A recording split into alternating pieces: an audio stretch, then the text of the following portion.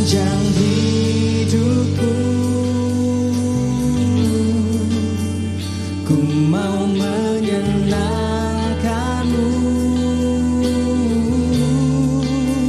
jadi persembahan kudus dan berkenan kepadamu. Yesuslah yang ku pandang, Yesuslah yang ku pegang, pengharapanku, pertolonganku hanya Yesus. Amin. Selamat sore, shalom. Saudara, Merry Christmas. Belum kan? Iya, dekornya udah Christmas nuansanya. Ya, membuat hatimu sepertinya semakin bergelora di dalam Tuhan. Amin ya. Kita mengingat waktu-waktu yang baik. Satu orang pribadi pernah datang, itu adalah kasih karunia. Tetapi saya percaya kasih karunia itu tidak pernah hanya setahun datang sekali. Nah, kasih karunia itu akan ada terus menerus di dalam hidupmu, saudaraku. Amin. Kasih karunia itu terus menerus diberikan kepada orang yang percaya untuk bisa menerimanya. Amin ya. Jadi apapun yang kau alami di titik yang terendahkah, Dia akan mengubahkannya menjadi titik yang terindah. Amin. Ya, coba cek orang di sebelahnya, titik mana dia? Titik tengah atau titik ambang? Yang pasti katakan ada titik terindah, bro. Sis, gitu dong, ya. Amin ya. Ya. He turned humiliation, every humiliation into celebration. Itulah kasih karunia Tuhan.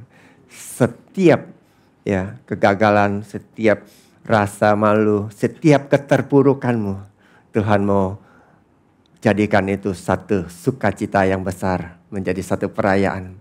Kau dapatkan iman itu, percaya itu, Tuhan janji. Ya, Tuhan janji. Biasanya saudara, kalau saya khotbah saudara, saya dapat merasakan di akhir tahun itu orang lebih mudah menyerap, lebih gampang mengerti. Ya. Di tengah tahun itu lebih susah ya, lagi kering. Di akhir tahun itu mulai ya menyerap lagi. Jadi pastikan hidupmu menerima apa yang terbaik dari Tuhan. Sepanjang tahun ini Dia memberikan yang terbaik.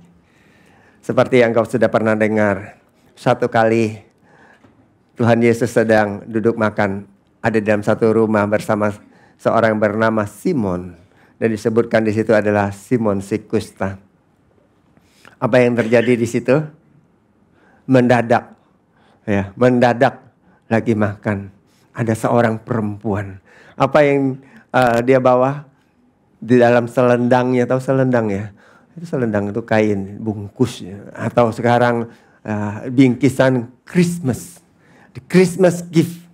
Apapun itu, dia membawa satu gift yang dibungkus dengan baik. Dan begitu sampai di tempat itu, dia langsung buka.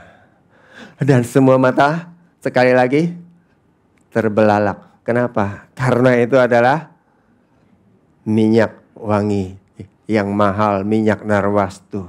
Kalau sekarang seperti yang kau pernah dengar mereknya, nah bakaratmu itu ya nggak tahu tipenya apa, yang pasti itu mahal. 300 dinar, 300 hari kerja upah minimum. Wow, saudara, itu lumayan. 1 tahun kerja lah, kali 5 juta. Ya sekitar gocap tio. Itu dipecahkannya, bukan dipamerkannya. Mau dikasih sebagai persembahan. Itu udah siap terima itu. Ya, ternyata dipecahkannya dan langsung dituangkannya. Makanya murid-murid jadi gusar. Perasaannya langsung kacau deh. Aduh, Kirain bakal dapat sumbangan besar, ternyata cuman begitu aja. Dan hanya buat Yesus saja, enggak fair. Yang lain enggak kebagian. Itu orang tertentu biasanya begitu, saudara. Tapi saudara mengerti, saudara bukan orang yang seperti itu. Amin. Amin. Saudara adalah orang yang bisa memahami firman Tuhan. Dan saudara adalah orang yang murah hati. Tetapi murid-murid ya menjadi gusar, dia berkata, untuk apa pemborosan seperti itu? Ya, tidak perlu. Dan yang pasti perempuan itu ditegur, dimarahi. Tetapi Tuhan berkata, jangan seperti itu kamu. Jangan. Karena apa yang dia lakukan adalah untuk apa? Untuk mempersiapkan. Dia meminyaki aku sebagai persiapan untuk penguburan. Ternyata perempuan ini membawa sesuatu yang sangat berharga untuk dicurahkan, untuk sebagai satu persembahan yang terbaik yang dia punya selain dari hidupnya, saudaraku. Karena dia perlu hidup, dia masih perlu hidup. Saudara, engkau perlu masih hidup. Ya, dia membawa apa yang dia bisa hasilkan seumur hidupnya. Boleh dikata seperti itu, saudaraku. Untuk kalau kita bisa melihat, mengurapi Tuhan. Dan Tuhan berkata, sesungguhnya dimanapun Injil ini diberitakan, seluruh dunia, di mana saja, apa yang dilakukan ini akan diingat. Amin. Akan diingat. Disebut untuk mengingat dia. Saudara, kita sedang mengingat, benar?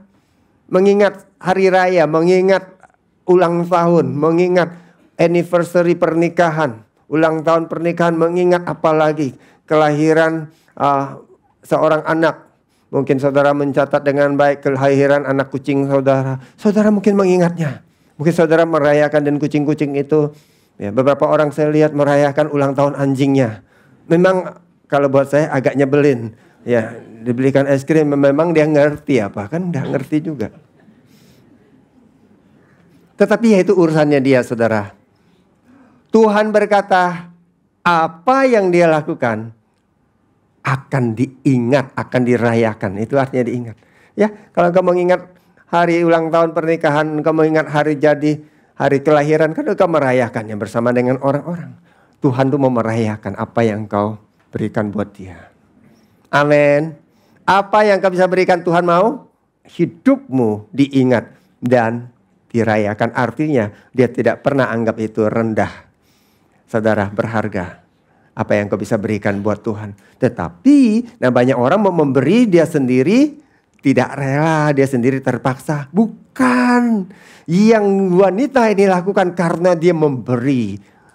Karena dia membawa hatinya, kerelaannya. Yang dimana dia berikan itu dengan satu ketulusan dan kemurnian. Itu yang Tuhan Yesus lihat, saudaraku. Makanya kalau saudara bisa menangkap firman Tuhan, dia berkata gini, saudara-saudara, demi kemurahan Allah, aku menasihati kamu, menasihatkan kamu.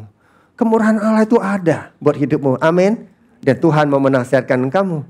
Persembahkanlah tubuhmu sebagai persembahan yang hidup, yang kudus dan yang berkenan. Nah, itulah ibadahmu yang sejati. Sekali lagi saya mengingatkan setiap saudara, kalau engkau mengerti kata ibadah, itu adalah artinya menyembah. Kalau engkau mengerti bahwa engkau mau menyembah Tuhan, bawalah tubuhmu. Yaitu jiwamu, yaitu hidupmu sendiri. Bawa itu semua sebagai persembahan yang hidup, yang kudus dan yang berkenan. Hidupmu, tubuhmu itu menjadi satu persembahan bagi Tuhan.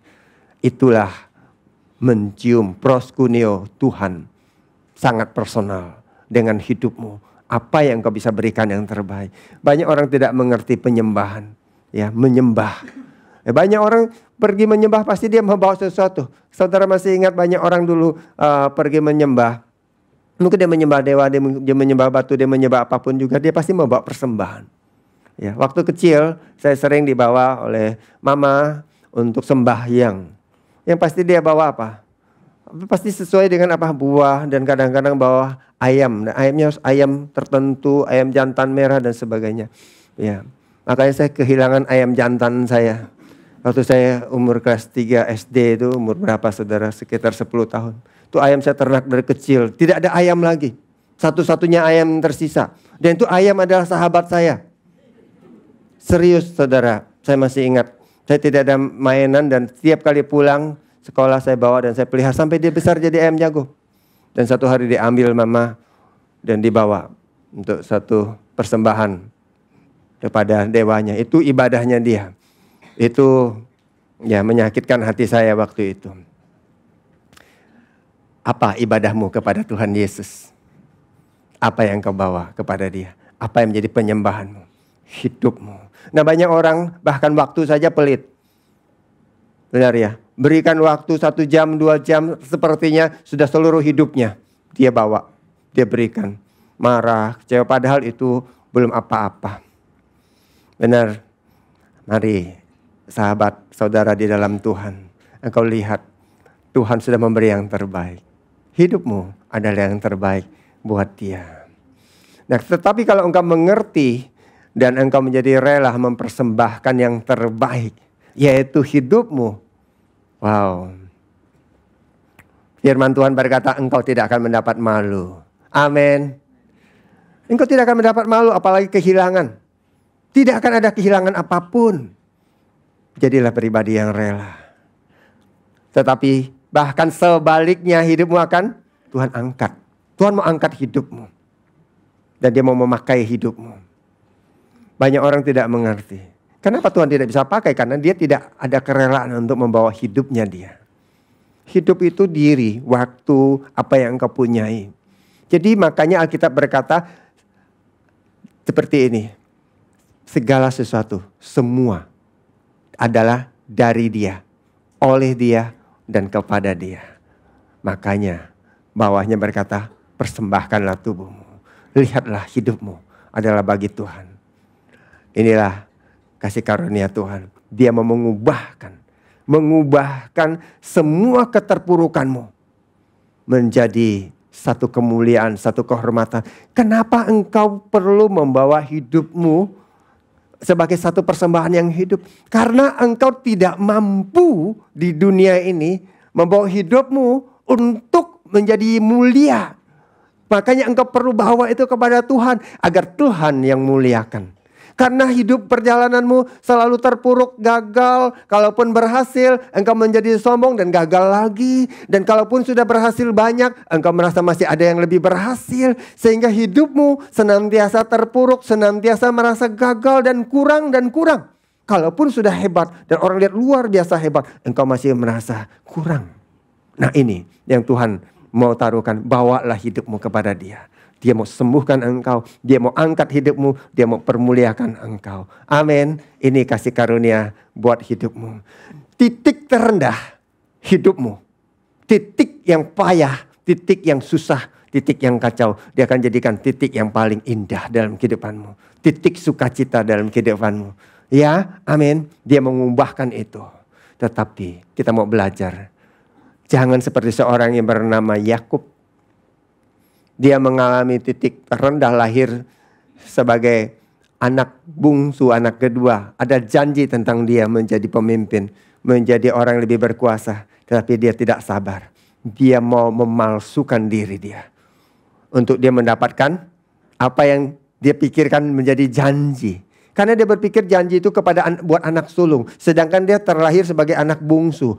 Dan itu ditolong lagi, ditopang lagi oleh mamanya, Mama Ribka itu. Titik terendah dia mau angkat diri dia. Dia tidak mau tunggu Tuhan yang angkat. Dia tidak mau bawa hidupnya buat Tuhan. Sehingga berapa tahun perjalanan dia, setelah dia usia mungkin 40 tahun. Dia masuk kepada satu perjalanan, luar biasa. Tetapi 20 tahun kemudian dia bahkan bisa menghasilkan. Tetapi tetap dia ada di titik yang terendah. Tidak ada titik yang terindah. Makanya di situ titik ambang kehancuran dan kematian dari dia. Saat dia hampir berjumpa dengan Esau di waktu malam itu. Di situ menjadi titik paling rendah dia. Itu sudah berjalan puluhan tahun. Adakah hidupmu? Engkau mengusahakan, engkau mencoba, engkau mau bekerja keras untuk membawa dirimu kepada titik yang terindah? Yakub sudah mencobanya. Bahkan dengan segala macam tipu daya. Dia memalsukan diri dia. Dia nyamar jadi Esau.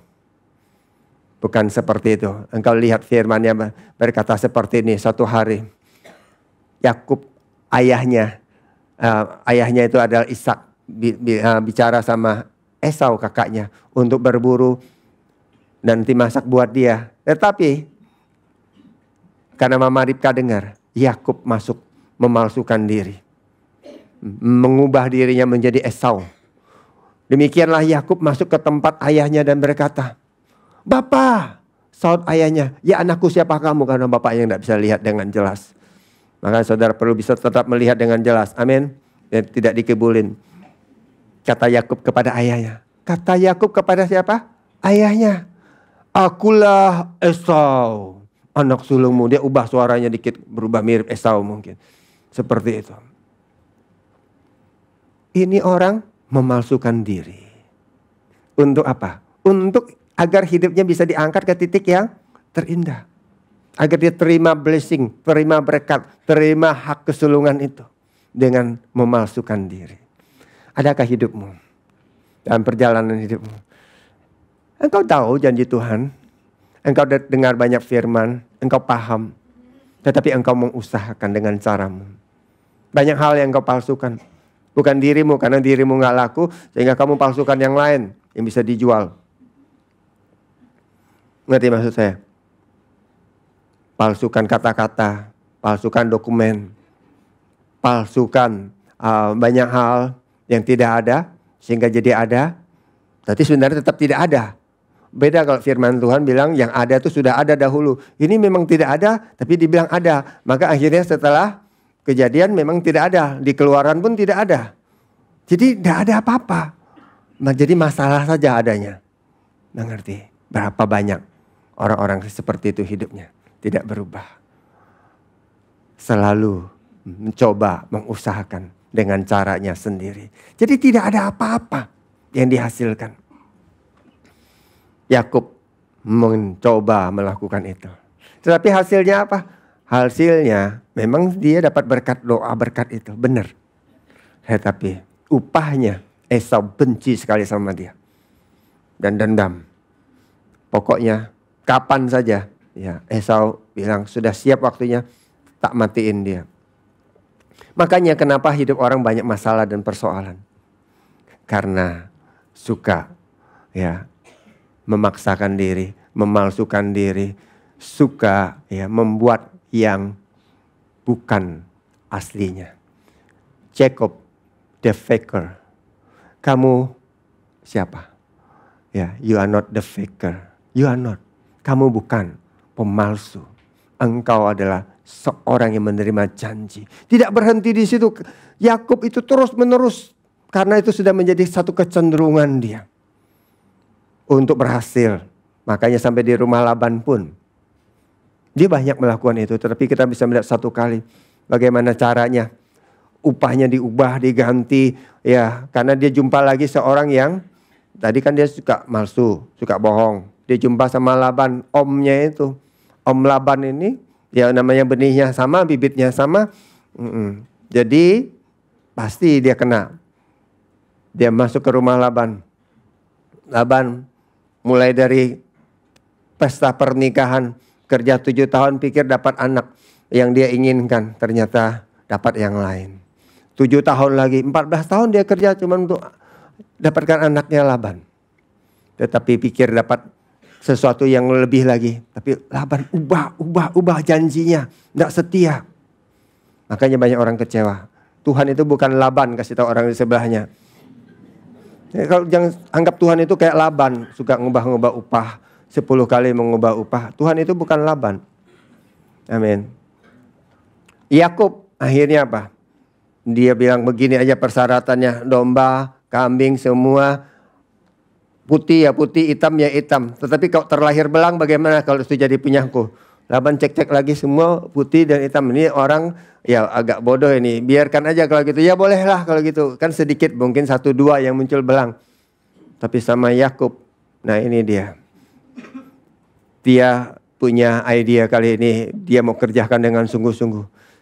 Saudara pernah berpikir gak? Itu domba begitu banyak. Ribuan mestinya domba itu ya. Dan setiap dia perhatikan kerjaannya, memperhatikan domba berkelamin.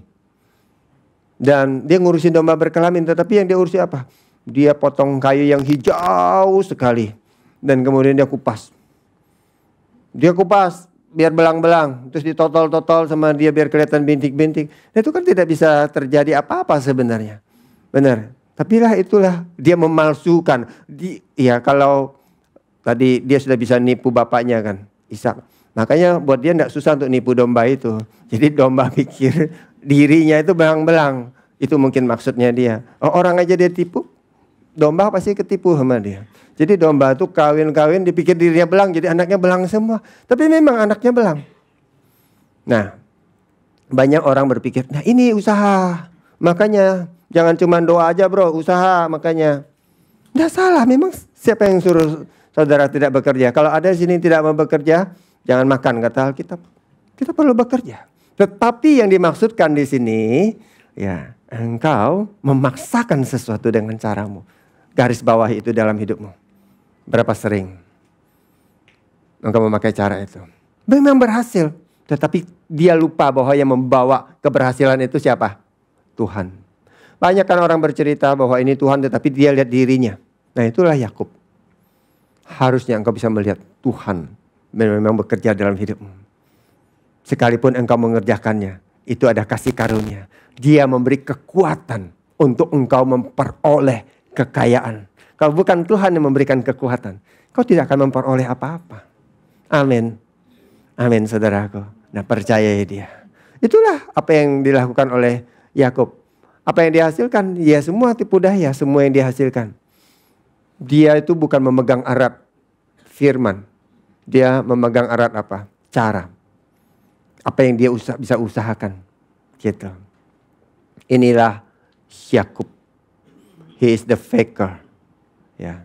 Tetapi dengar, engkau yang mendengar, you are covenant keeper. Pegang janji. Covenant itu perjanjian, saudara. Tuhan ada janji sama Abraham. Dia ada janji sama Ishak. Dan pasti dia taruhkan janji itu buat Yakub anaknya. Jadi dia sudah membuat satu perjanjian, satu covenant. Buat Yakub dia hanya perlu tinggal di dalam perjanjian itu. Saudara tahu perjanjian surat. Kalau itu disahkan dengan materai dan kemudian ada notarisnya. Dan kemudian itu distempel dan itu sah sesuai dengan undang-undang. Kau cuma pegang itu. Itulah hak. Itulah kepemilikan. Itulah apa yang menjadi milikmu. Walaupun engkau belum pegang wujudnya. Tetapi berdasarkan surat perjanjian itu. Itu sah. Tuhan itu membuat covenant. Perjanjian. Dan tuliskan, difirmankannya. Kalau engkau dapat perjanjian itu dalam hidupmu. Bahwa janji Tuhan buat hidupmu. Berkat Abraham di dalam Kristus sampai kepada hidupmu. Itu menjadi kepunyaanmu. Engkau bisa memegang janji Tuhan. Covenant keeper. Tidak perlu memalsukan banyak hal. Ya, engkau perlu tetap bekerja. Engkau perlu tetap mengusahakan. Tetapi engkau tidak perlu stressful. Tidak perlu. Ya. Jadi orang selalu mengusahakan dan sampai jungkir balik. Sampai segala cara dipakai. Stres hidupnya. Saya melihat banyak orang hidupnya saat mengerti ini mengalami hidupnya jauh lebih mudah. Tetapi dia tidak pernah ditinggalkan. Saya juga melihat banyak orang berusaha pagi siang malam. Segala macam cara dia lakukan. Tetapi hasilnya masalah dan persoalan. Engkau pilih yang mana? Hidup di dalam Tuhan itu, Tuhan memberikan banyak kemudahan. Amin. Engkau mudah, bisa tidur nyenyak.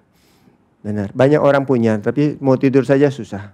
Saudara minggu lalu saya susah tidur, bukan karena mikirin saudara, bukan. Ya, karena memang ada yang sakit sekali, jadi pas mau tertidur, sakitnya tuh lebih kuat. Jadi terbangun terus, jadi sepanjang malam, ya pas mau tidur dia bangun lagi tidur, jadi sampai pagi gak tidur. Nah itu lain saudara, bukan pikiran, nggak mikirin yang saudara-saudara kenapa-napa juga, enggak.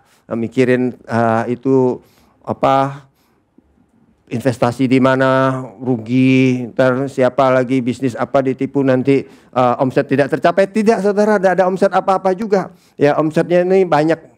Ya saudara kalau diomsetkan itu nilainya luar biasa. Satu aja udah cak beliau saudaraku. Apalagi banyak begini. Nah saudara, di dalam Tuhan hidupmu itu mestinya kalau engkau dapat berkat kemurahan Tuhan, hidupmu menjadi ringan. Amin. Ya, cobalah pastikan sekali lagi dengan lembut, tapi kali ini sangat lembut. Pastikan orang di sebelahnya ringan, nggak tahu. Kalau senyum itu bibir tuh ke atas, saudara. Itu berat sebenarnya karena beban. Bibirnya pun ke bawah turun. Nah, saudara bisa mengubah senyum saudara menjadi naik. Itu kemurahan Tuhan. Amin. Saya jadikan saudara berubah wajahnya nanti semua. Jadi orang yang beda. Karena banyak orang ya terima berkat banyak tapi murung. Saya heran saudara. Ini sudah akhir tahun, jangan murung terus lah bro. Ya. Bedalah, semangat gitu loh Steve. Semangat itu dalam Tuhan. Semangat di dalam Tuhan. Amin. Tuhan Yesus itu ya saudara ya. Dia itu mulia. Dia kan bukan manusia. Dia setara dengan Allah. Alkitab berkata yang tidak mempertahankan kesetaraan. Dia nggak menganggap bahwa kesetaraannya dengan Tuhan itu menjadi setara. Tritunggal, ada Allah Bapa, Allah Anak, ada Allah Roh Kudus. Dan mereka adalah satu. Dan dia tidak melihat bahwa itu sebagai sesuatu yang dia harus pertahankan. Nah, orang yang tadi memalsukan itu bukan cuma hanya mempertahankan. Bahkan dia mau memaksakan. Mengerti ya saudara ya? Dia, Tuhan itu mengosongkan dirinya. Mengambil rupa seorang hamba dan menjadi sama dengan manusia. Itulah yang kita hari ini bisa rasakan suasana seperti itu karena Tuhan mengosongkan diri. Kalau Tuhan tidak pernah mengosongkan dirinya saudaraku, ya keilahian dia tidak pernah kita bisa mengalami suasana seperti hari ini. Bukan Natalnya, tetapi kehidupannya. Bukan kehidupannya saja tetapi kasih karunia keselamatan yang diberikan itu. Karena ada satu pribadi pencipta. Dan dia mau rela mengosongkan dirinya. Sebagai manusia pun dia ada kerelaan untuk menjadi taat. Taat sampai mati. Ini pribadi di mana engkau bisa melihat kasih karunia itu bisa sampai ke dalam kehidupan kita. Yakub tidak mengerti semuanya ini. Makanya dia harus sampai kepada satu titik paling rendah dalam kehidupan dia. Untuk dia pun tidak bisa paham, tetapi untuk dia sampai menyerah. Tidak bisa berbuat apa-apa lagi. Engkau yang percaya tidak perlu mengalami titik itu. Jangan takut. Makanya relalah. Kau tidak perlu sampai ke titik dia mengalami peniel menghadap Tuhan dengan tidak punya apa-apa lagi.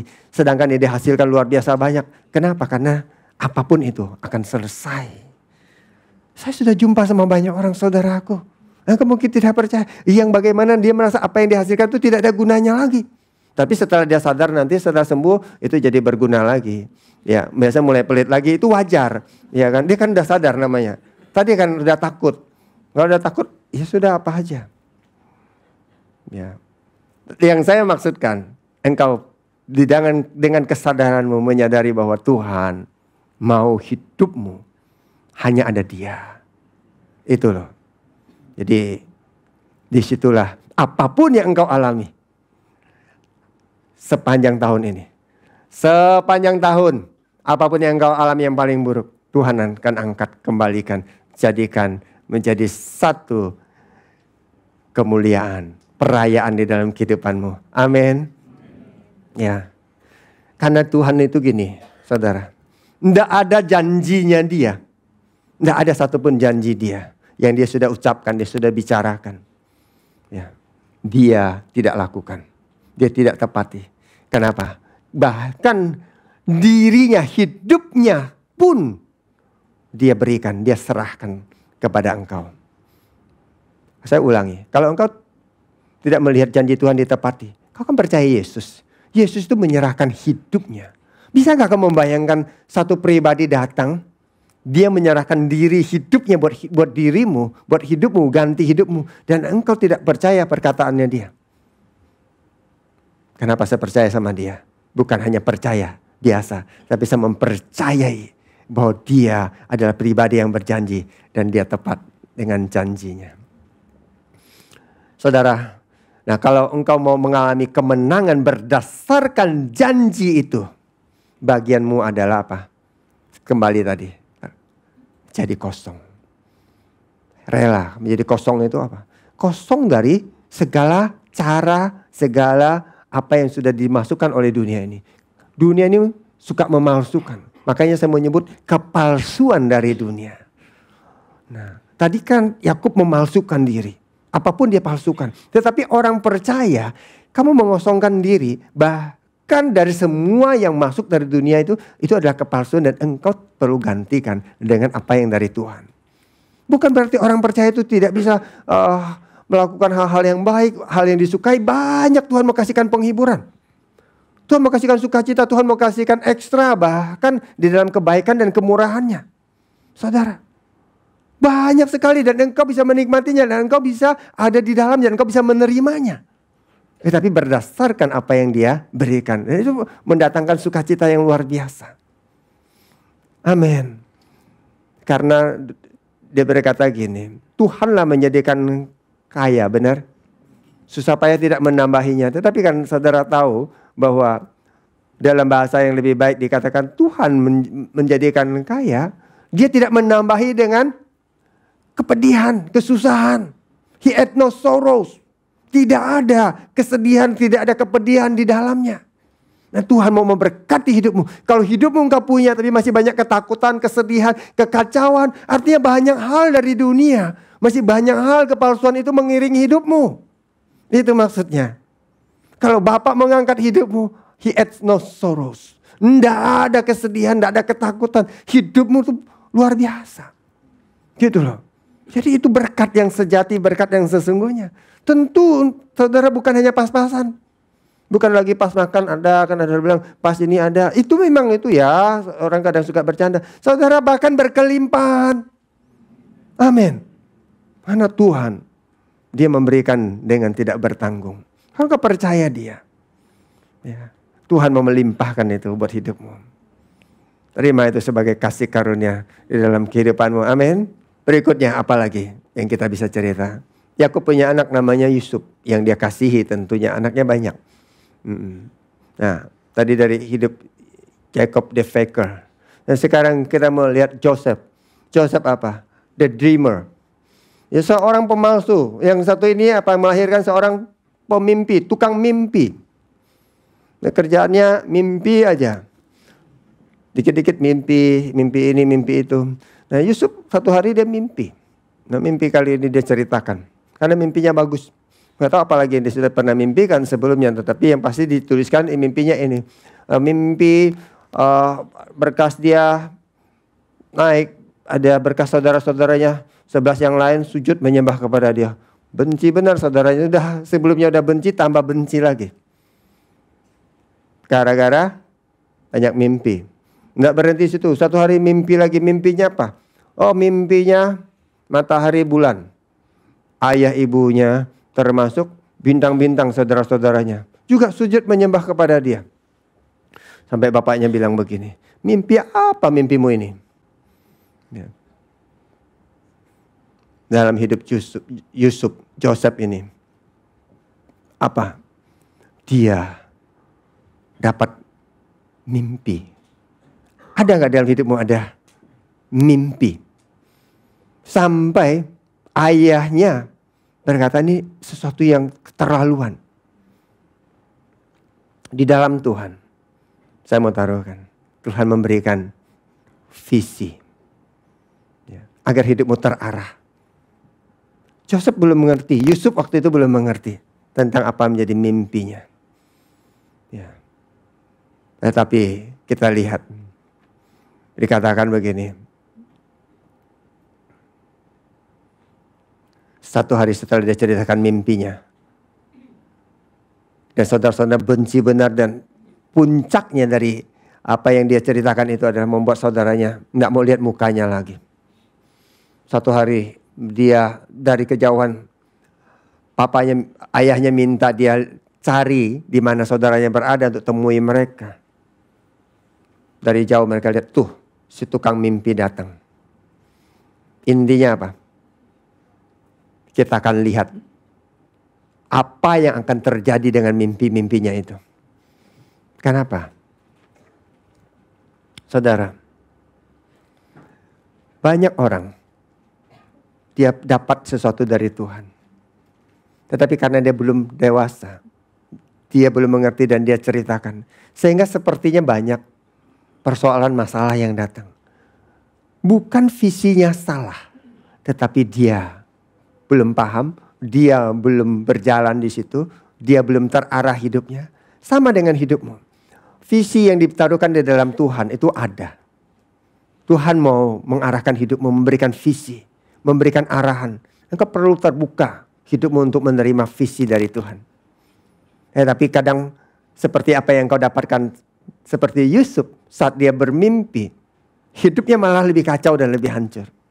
Nah, banyak anak-anak Tuhan berhenti di situ. Saat dia mendapat visi Tuhan, dia bersungguh-sungguh, dia mau mengerjakannya. Tapi dia masih dalam proses.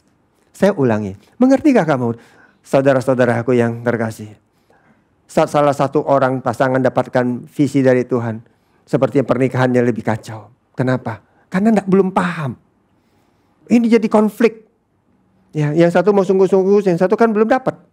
Gitu. Jadi kan kacau sepertinya, benar ya? Jadi persoalan, jadi masalah. Begitu juga dengan anak-anak. Kadang anak-anak sungguh-sungguh juga dimarahi orang tuanya. Ada juga anak-anak marahin orang tua. Karena orang tuanya sungguh-sungguh melayani Tuhan. Jadi anaknya marah, kecewa sama orang tuanya, ada. Tetapi kita harus bisa melihat bahwa Tuhan itu memberikan visi, dia mau mengangkat kehidupan. Apa yang terjadi dengan hidup Yusuf sepanjang hidupnya, setelah dia menceritakan mimpinya, itu bukan yang baik, yang buruk. Dia ditangkap sama saudaranya, dicemplungkan ke dalam sumur. Tapi karena nggak dapat duit, lihat saudagar sampai lupa. Ya, Ismail, saudagar Ismail itu datang, orang-orang pedagang-pedagang diangkat, dijual biar dapat duit. Itu karena visi. Mungkin hidupmu sepertinya tidak maju, lebih terpuruk. Tapi engkau cuma perlu apa? Teguh. Tapi banyak orang, dia dapat visi seperti mendapat mimpi dan dia berhenti. Jadi berdasarkan mimpi-mimpi saja. Jadi ceritanya aku dapat ini, dapat itu, dapat kebenaran, dapat firman, itu baik. Tetapi berhenti hanya dapat. Paham? Hanya dapat. Yusuf saat dia punya mimpi, dia bukan hanya dapat, dia mengalami sesuatu yang bertolak belakang. Mengalami sesuatu yang sangat berat. Tetapi mimpi yang dia dapatkan itu ada di dalam hidupnya dia. Menjadikan dia bertekun di dalam setiap keadaan di situ. Dijual sebagai budak. Dia berjalan teguh. Dia tidak hancur di situ. Sehingga sebagai budak pun, pemilik budak itu melihat dia bukan lagi sebagai budak, tapi sebagai pribadi yang berbeda. Dan itu mendapat kasih karunia di hadapan Tuhannya. Sehingga dia diangkat. Kalau engkau bisa memahami, mendapat firman, mendapat visi daripada Tuhan, engkau perlu berjalan di dalamnya. Dia terus berjalan. Dia tidak berhenti. Nah, banyak anak Tuhan itu berhenti. Saat dapat firman sungguh-sungguh, lihat pasangannya berubah, mungkin itu suaminya, janji tobat tidak mau judi lagi. Tetapi kemudian dia dengar lagi judi, dia ambruk lagi. Yang satu pikirannya player banker, ya. Terus siapa? Jenderal hitam, jenderal merah. Jenderal hitam apa? Blackjack, itu jenderal hitam. Pikirannya apa? Oh, ini macam-macam. Ini pada sini pada tahu semua, jangan suka buka di online itu. Itu kebodohan, ya. Dia ngumpanin diri, nggak bakalan habis sama dia. Karena kan semuanya diatur sama program. Itu betapa bodohnya anak-anak Tuhan kadang-kadang saya lihat. Dan seperti itu masih dimainin. Ya. Nah ini bakarat yang lain, player or banker. Ya itu sangat bodoh. Yang gak mengerti ya puji Tuhan kamu gak paham yang saya bicarakan. Kamu selamat dari hal-hal seperti itu. Jangan cari tahu, yang pikir saya khotbah kamu gak ngerti. Gak apa-apa dalam itu kamu gak boleh ngerti. Justru kalau udah gak ngerti ya sudah. Itu gak penting artinya. Ya, kalau saya mandak kadung dulu, paham. Ya. Berjalan dengan visi itu beda saudara. Bukan berarti tidak ada masalah. Kalau engkau dapat firman sepanjang tahun ini, kok masalahnya masih banyak? Kadang-kadang mau kecewa. Kadang-kadang mau menyerah. Rasanya kok firman nggak ada artinya, nggak mengubah. Firman itu bukan nggak ada arti. Firman itu ya dan amin, saudaraku.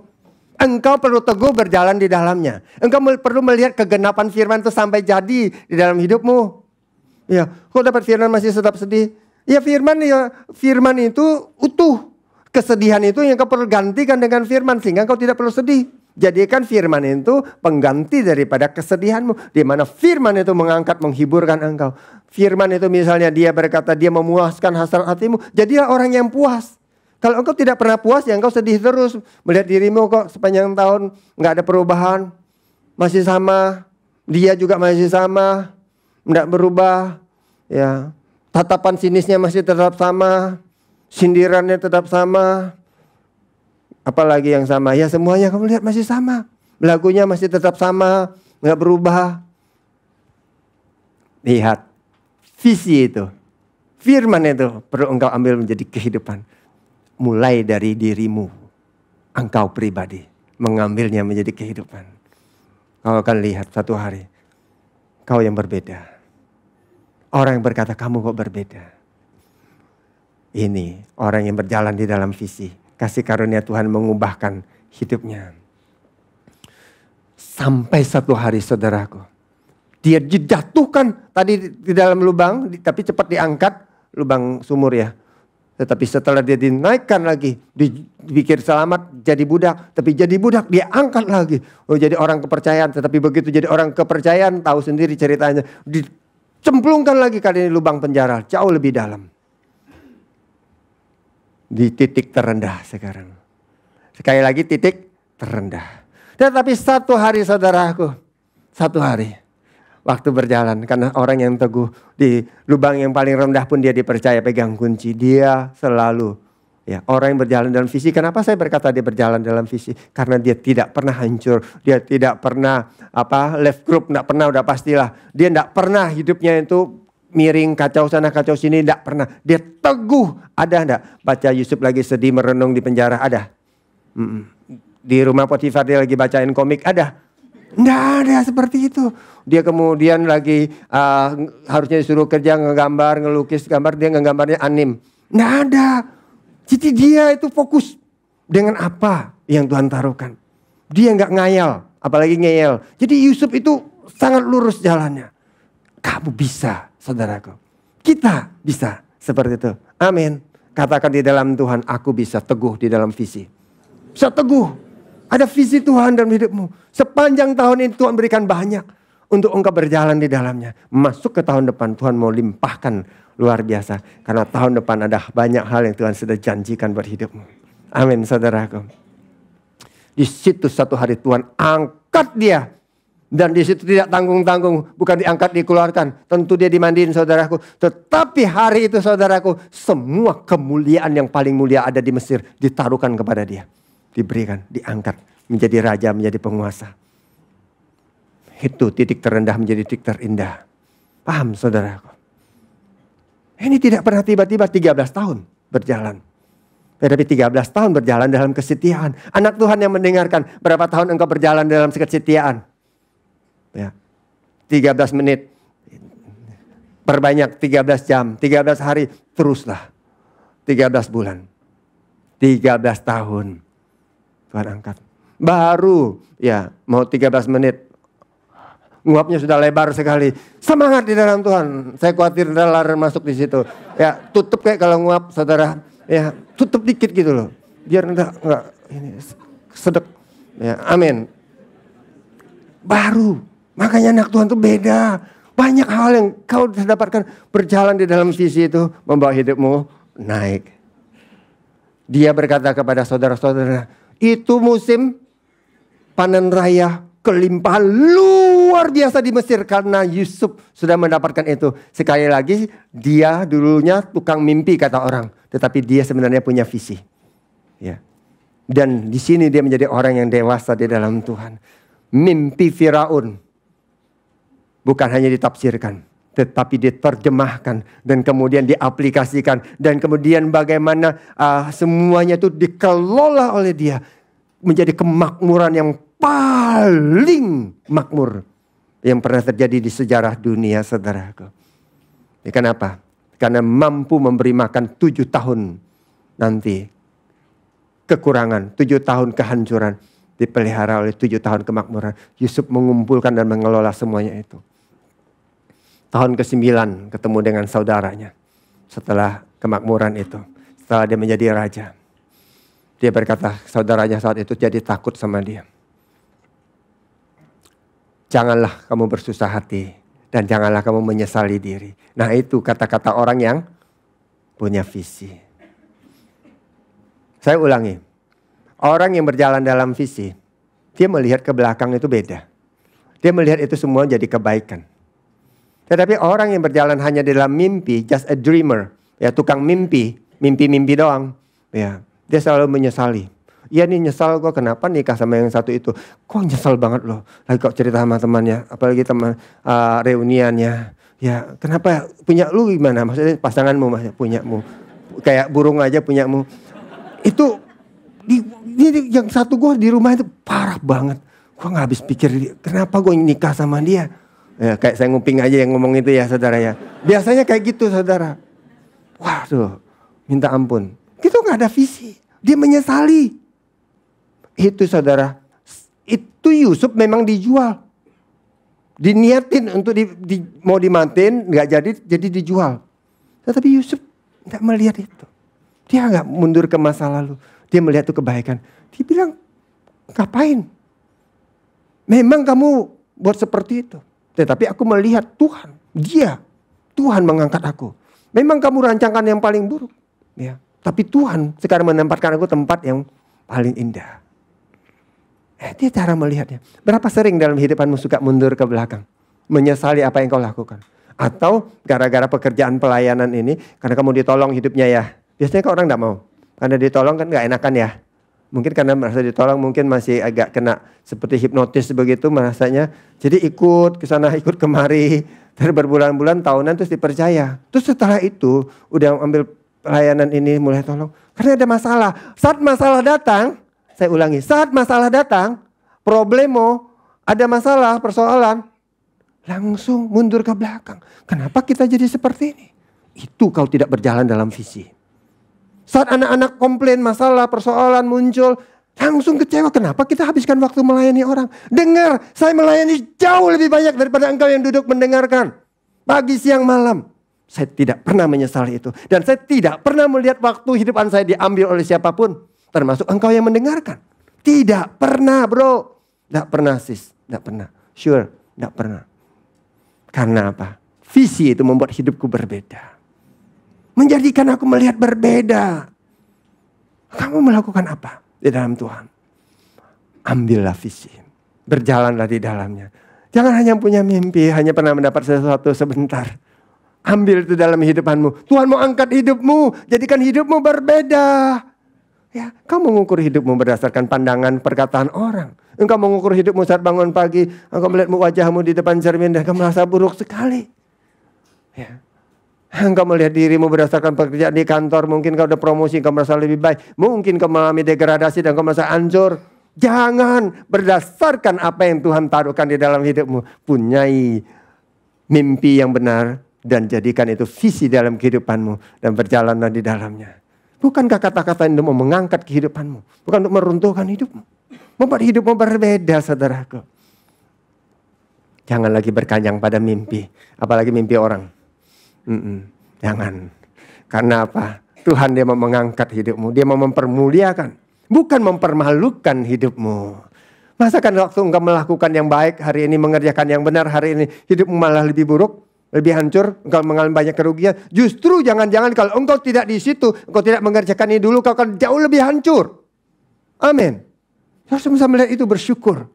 Makanya saudaraku, bersyukur dengan apa yang kamu punya, apa yang kamu ada hari ini. Kau akan melihat Tuhan akan mengangkat hidupmu. Kalau memang perlu dia menambahkan, dia akan tambahkan buat hidupmu. Dia akan berikan. Dia janjikan kepada Daud. Daud kan ngambil istri orang. Dia bilang, kenapa kamu kayak gitu Daud? Kalau kamu kurang, walaupun kamu sudah punya beberapa, kasih zaman itu ya. Sekarang awas tuh, nambah-nambah lagi. Satu aja. Ya, itu sudah ya orang sekali lagi. Sit and chill, kalau kamu tahu sit and chill, kalian bisa nggak tahu orang sih kamu sit and chill. Cak boy liao alias itu saudaraku. Nah, itu bukan untuk dimakan, makanya nggak akan habis dimakan. Jangan hanya mengejar mimpi. Amin. Not chasing a dream. Jangan. But living the vision. Hidupi visi yang benar. Ini akan mengubahkan hidupmu. Akan menjadikan engkau pribadi yang sangat berbeda. Kamu mereka-reka yang jahat, semua reka yang jahat, semua senjata ditodongkan, ditujukan kepada dirimu. Sepertinya kamu dihantam. Ya, dari 7 arah menghantam dirimu. Bersatu jalan mendatangimu kan. Itu seperti itu. Dari depan, belakang, samping, kiri, kanan 7. Saya tambahkan 8 arah mata angin. Komplit. Apa kata firman Tuhan? Bersatu jalan mendatangimu. Ber7 jalan. Kenapa 7 sebenarnya bukan 8? Karena mata angin 8. Karena 7 angka sempurna. Ber7 jalan akan lari dari semua. Sempurna akan lari daripadamu. Amin saudaraku. Itu maksudnya.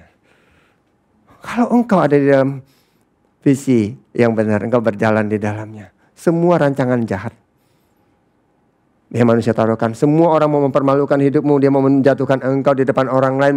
Sengaja bicara biar kau terlihat buruk sekalipun. Tidak apa-apa. Tuhan mengangkat hidupmu. Ya. Jangan sedikit stres, sedikit masalah kerjaan atau segala macam. Aduh Tuhan Yesus, kayak hidupnya berat banget. Udah begitu. Saya heran. Kenapa yang terjadi dengan hidupmu bro? Kenapa? Apa yang terjadi? Mana firman kebenaran itu? Ya kan? Saya khawatir. Ya, kamu gak bisa keluarkan dari mulut, gak bisa dari keluarnya dari telinga. Ya, repot. Berubahlah. Hidupi visi yang benar itu. Anak Tuhan. Apakah akhir tahun menjadikan hidupmu terlalu berat? Hah? Akhir tahun hidupmu diberikan kasih karunia. Setiap musim. Apa yang terburuk yang kau alami. Justru sekarang titik terendahmu. Tuhan mau jadikan titik yang paling indah di dalam perjalanan hidupmu. Yesaya berkata seperti ini. Ya, tetapi Tuhan Allah menolong aku. Yesaya 50 ayat yang ke-7. Sebab ya, aku tidak mendapat malu. Tuhan menolong aku tidak akan mendapat malu. Aku akan meneguhkan hatiku seperti keteguhan gunung batu. Seteguh gunung batu. Aku berkata kepada hatiku, teguhlah. Seteguh gunung batu. Amin. Teguh. Ya. Jangan tadi itu. Teguh gunung batu. Amin. Teguh. Teguh gunung batu. Ya. Amin saudaraku. Puji Tuhan. Saya yang teguh sendirian. Ya, puji Tuhan. Karena aku tahu bahwa aku tidak akan. Katakan. Aku tidak akan mendapat malu. Kamu tidak akan mendapat malu. Makanya kamu bisa teguh. Kalau kamu merasa hidup maka mendapat malu dan dipermalukan. Tidak pernah teguh. Tidak pernah. Ya, tidak pernah. Disampaikan begitu bagaimanapun. Ya urat leher ini mau diputus dipanjangin juga. Tetap kamu lemes. Ya, kamu dapat diri bahwa kamu tidak akan mendapat malu. Tuhan itu mau mengangkat hidupmu kembali. Tuhan itu mau membawa hidupmu ya naik kembali. Amin. Ini kasih karunia buat setiap kita. Karena dia bukan Bapa yang hanya memberikan janji kepadamu. Ya, apalagi hanya memberikan kau mimpi ya di pagi hari, di siang hari, mimpi di malam hari, bukan. Tapi dia adalah Bapa yang memberikan engkau kekuatan. Tepuk orang sebelahnya, Bapa kasih kamu kekuatan, katakan. Dia memberikan kekuatan untuk hidup dalam visi yang benar. Ada kekuatan.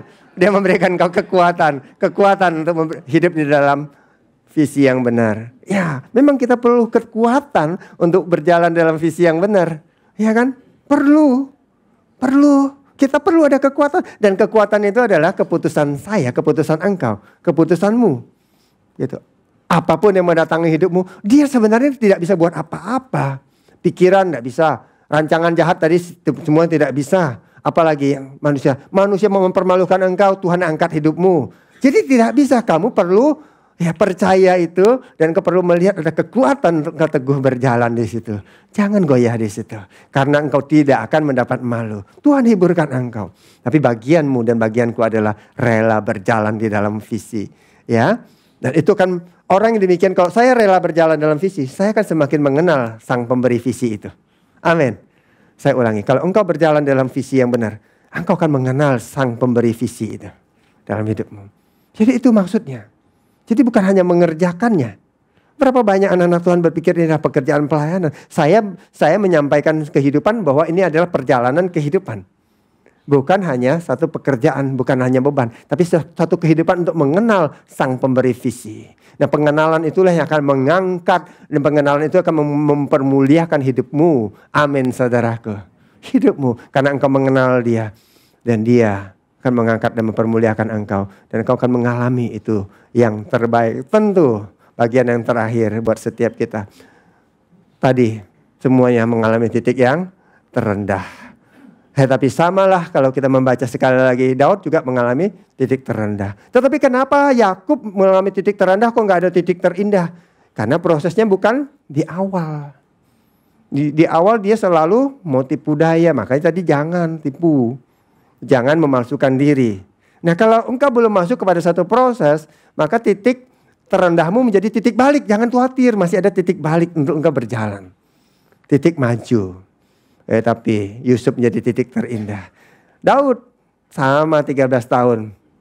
Setelah diurapi, proses perjalanan hidupnya tidak mudah. Klimaks di Ciklak kita tahu, semuanya hancur habis. Sepertinya janji itu bohong. Sepertinya itu kepalsuan. Sepertinya Bapak tidak ada. Sepertinya orang-orang bersiap meninggalkan dia, bahkan mengancam nyawanya dia. Apakah engkau mengalami titik terendah seperti itu? Tidak toh.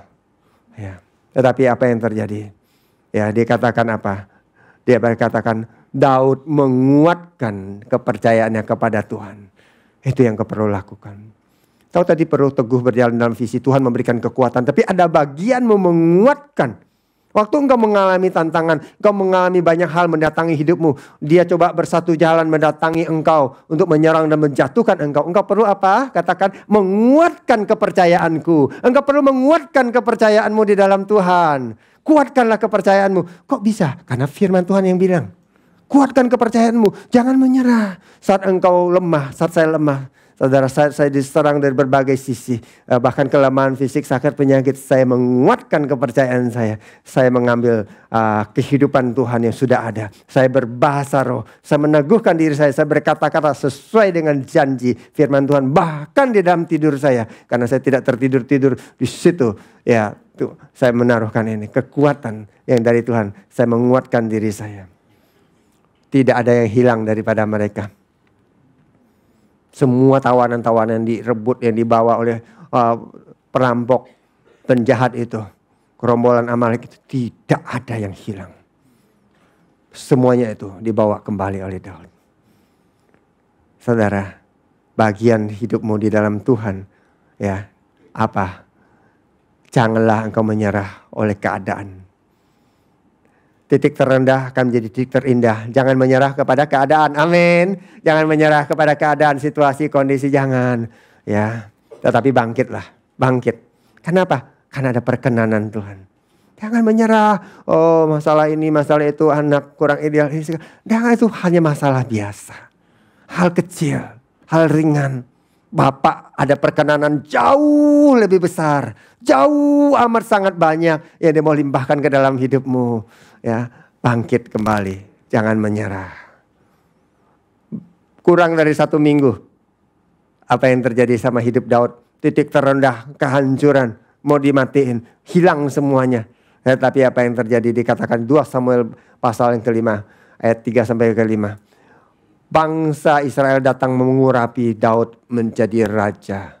Ya, dalam hal ini masih ada cuma 2 suku. Ya, suku Yehuda dan suku Benyamin. Itu masih suku Yehuda. Ya, tentu dengan orang Lewinya. Ya, mengurapi dia menjadi raja. Tetapi 7 tahun kemudian seluruh bangsa itu dan Daud memerintah 40 tahun menjadi raja di Hebron dan kemudian di Yerusalem.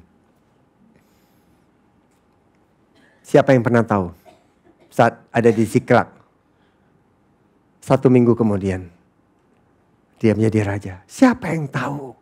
Seorang pelarian, seorang yang dikejar-kejar, seorang yang tidak punya tempat, bahkan di tengah-tengah bangsanya sendiri. Apa yang kau alami? Kondisi apa yang kau alami paling sukar? Setialah. Ada perkenanan yang sangat besar. Setialah. Ya, Tuhan membawa musim yang baru. Bukan hanya musim terobosan, tetapi musim di mana kau akan mengalami kasih karunia Tuhan, pelipat gandaan di dalam kehidupanmu. Tuhan akan menaruhkan itu di dalam kehidupanmu. Dia akan mengembalikan itu semua. Gitu. Perkenanan Bapa itu melampaui segala kesukaran. Kau akan lupa dengan semuanya itu. Kau akan lupa. Inilah kasih karunia. His grace conquer, ya, conquer, menguasai, menaklukkan, conquers all of, ya, semuanya. Disgrace, semua hal-hal yang memalukan, semua hal-hal yang kacau. Kasih karunia Tuhan mengatasi itu semua. Kasih karunia Tuhan melampaui itu semua. Lihatlah itu Tuhan sediakan buat hidupmu. Lihatlah itu Tuhan bawa buat hidupmu. Tuhan taruhkan ke dalam kehidupanmu. Paulus di dalam perjalanan hidupnya, dia mengalami banyak masalah, persoalan. Dia mengalami penindasan, dia mengalami kesusahan. Oleh karena Injil, dia mengalami semuanya itu. Dia berkata, ya kami itu ditindas. Tapi puji Tuhan tidak sampai terjepit. Kami habis akal tapi tidak putus asa. Jangan putus asa. Dia nggak tahu mau berbuat apa tapi jangan putus asa. Bilang jika engkau putus asa kecil kekuatanmu. Jangan putus asa. Kami dianiaya tetapi kami percaya kami tidak ditinggalkan. Bapa masih ada menyertai. Kami dihempaskan tapi tidak sampai mati. Masih hidup. Kami senantiasa membawa kematian Yesus di dalam tubuh kami. Supaya apa? Supaya dengan demikian kehidupan Yesus juga menjadi nyata di dalam tubuh kami. Ini kasih karunia. Wah, ini kita bisa melihat bersama-sama. Tuhan itu ternyata ada. Dia tidak pernah membiarkan hidupmu. Dia mengangkat hidupmu. Sinilah engkau mengalami titik terendahkah? Di ambang kehancurankah? Dengar. Pun masih ada harapan yang tidak mengecewakan di situ. Amin. Masih ada. Sepanjang tahun saya percaya apapun yang kau alami masih ada harapan di situ. Bersama Bapa, titik yang paling rendah model apapun itu bukanlah kehancuran. Tapi justru menjadi kesempatan untuk menjadi titik balik bahkan kemenangan buat hidupmu. Amin. Bagi yang belum dapat jodoh ya tetap percaya. Tahun depan ya tetap ada jodoh ya ditaruhkan. Tapi kalau belum dapat lagi itu pun bukan titik terendah. Karena ada jodoh tidak ada jodoh. Itu biasa saja, amin ya, amin. Ya, Tuhan datang, ya itu malah buat jadi masalah. Jadi teguhlah di dalamnya, jangan khawatir. Tetapi kalau memang kau dan niat banget, ngebet banget, doa sungguh-sungguh pasti ada. Tapi siap dengan konsekuensinya, amin. Ya, itu kan pasti ada. Yang menikah sudah paham itu. Saya bukan hanya mau menghiburkan saudara yang mendengarkan. Saya sekali lagi mau menaruhkan apa yang Tuhan mau taruhkan, bagaimana dia mau melimpahi hidupmu dengan begitu banyak kemurahan. Satu kali saudara, salah seorang dari istri hamba-hamba Tuhan itu, banyak. Satu suaminya sudah mati. Tapi suaminya cuma mewariskan hutang. Dan hutangnya banyak. Penagih hutang datang. Dan sekarang mau diambil tidak ada apa-apa di rumahnya. Yang bisa diambil yang berharga. Tinggal 2 anak itu berharga bisa dijadikan budak. Pekerja. Nah itu pun mau diambil. 2 anak itu. Janda ini datanglah kepada seorang nabi yang bernama Elisa. Dia berkata begini. Kau tahu bahwa hambamu suamiku itu dulu dia takut akan Tuhan. Tapi sekarang kejadian seperti ini, apa yang harus lakukan? Menarik ya, Elisa bilang begini, ada apa di rumahmu? Dia bilang, aku di rumah hanya ada satu buli-buli. Tapi ini bukan buli-buli pualam. Ya, ini hanya buli-buli biasa. Dan isinya sedikit minyak. Tidak ada apa lagi. Tidak ada apa-apa. Elisa bilang begini, itu pun baik. Ya, saya tambahkan itu. Itu pun baik. Apa yang ada padamu?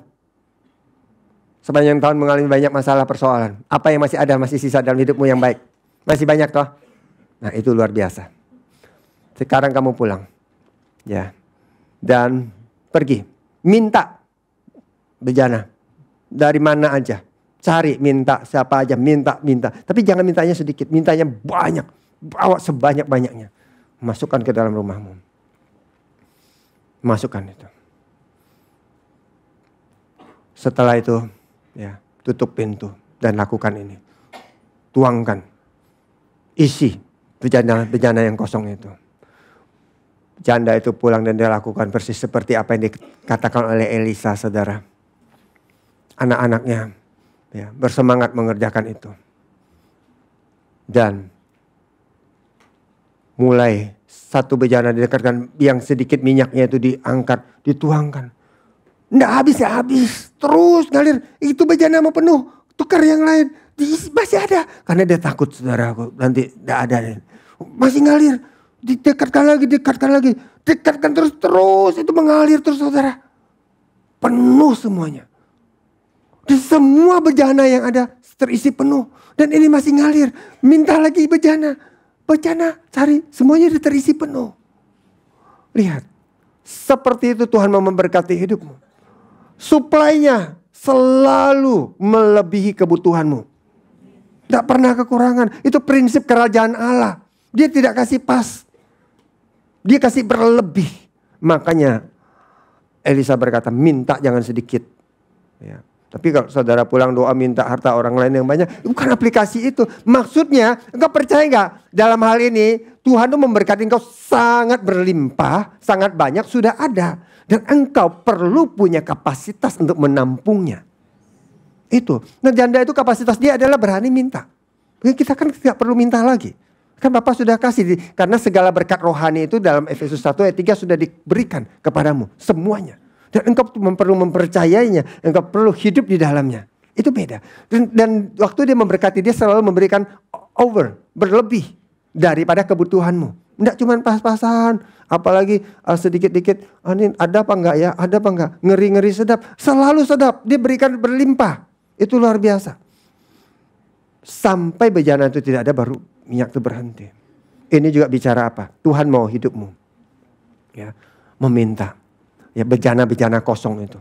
Untuk diisikan minyak pengurapan. Diisikan kebenaran. Diisikan kasih karunia. Diisikan apa yang Tuhan sudah berikan kepada mereka. Manusia-manusia. Tuhan mau engkau minta. Minta manusia-manusia. Bawa agar mereka menerima minyak dari Tuhan. Menerima iman mereka. Ada percaya mereka. Diisikan. Amin. Karena bukan hanya buat dirimu. Kasih karunia ini. Tuhan mau memakai hidupmu. Untuk membawa banyak orang. Jangan sedikit. Banyak. Tahun depan Tuhan mau limpahkan itu. Melalui kehidupanmu. Tuhan membawa hidupmu naik. Tuhan menjadikan hidupmu berarti. Banyak orang akan mendengarkan engkau. Oleh karena engkau punya kapasitas. Oleh karena engkau orang-orang yang mau. Engkau orang-orang yang rela. Tuhan memakai hidupmu. Taruhkan itu dalam hatimu. Tuhan memakai hidupmu. Jangan sedikit. Ya, engkau berarti bagi dia. Kalau janda itu pun diperhatikannya. Ya, sampai itu minyak dijual, semua hutang terbayar lunas. Dan dia bisa hidup dari lebihnya, itu berapa banyak yang dia dapatkan. Tuhan itu mau. Kalau engkau mengerjakan ini, Tuhan mau lipat gandakan hidupmu. Maksimalkan hidupmu sesuai dengan apa yang sudah dia taruhkan. Dia janjikan, dia sediakan buat engkau. Jangan menyerah karena keadaan. Amin. Setia hanya kepada janji. Dan peganglah janji firman-Nya itu. Pegang. Itu dalam hidupanmu, jangan lepaskan. Jangan tukarkan. Jangan gantikan. Karena Bapak akan membawa hidupmu Sekalipun engkau mengalami titik yang terendah sekali lagi. Titik apapun engkau. Dia membawa hidupmu untuk diangkat. Jadi titik yang paling indah. Sampai visi, maksud, kehendaknya bisa genap, bisa sampai ke dalam hidupmu. Yaitu untuk tadi, menuai bangsa-bangsa. Disinilah kau akan melihat ya penyediaan Bapa itu. Bukan hanya cukup, tetapi berlimpah. Penyediaan Bapa bukan hanya biasa-biasa saja. Tetapi sampai oversupply. Melampaui kebutuhanmu.